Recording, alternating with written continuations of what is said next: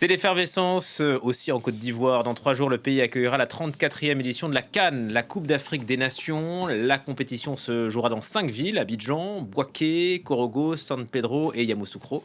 Un mois de matchs, de frissons et d'enjeux. On retrouve à Abidjan Julia Guggenheim.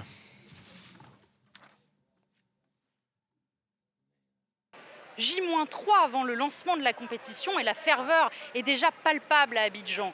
La ville a été transformée aux couleurs de la compétition. Sur les grands axes, le drapeau de la Côte d'Ivoire côtoie le drapeau de la CAF et puis la mascotte de la compétition, Aquaba, a envahi les rues un petit peu partout.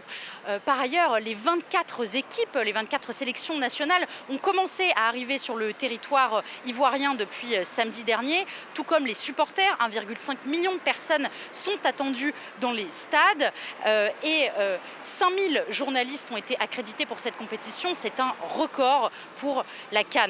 Le match d'ouverture qui se jouera samedi prochain entre la Guinée-Bissau et la Côte d'Ivoire se jouera à guichet fermé. Ce matin, le président de la COCAN a tenu sa dernière conférence de presse avant le coup d'envoi de la compétition avec un mot d'ordre: nous sommes prêts.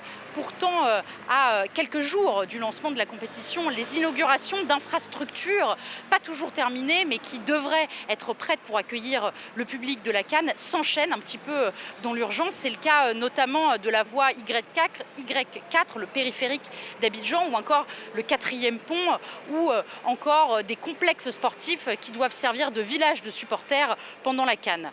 L'État a investi 1,5 milliard d'euros pour cette compétition qu'il espère sera, comme l'a appelé le président Alassane Ouattara de ses vœux, la plus belle CAN de l'histoire. Merci de votre attention.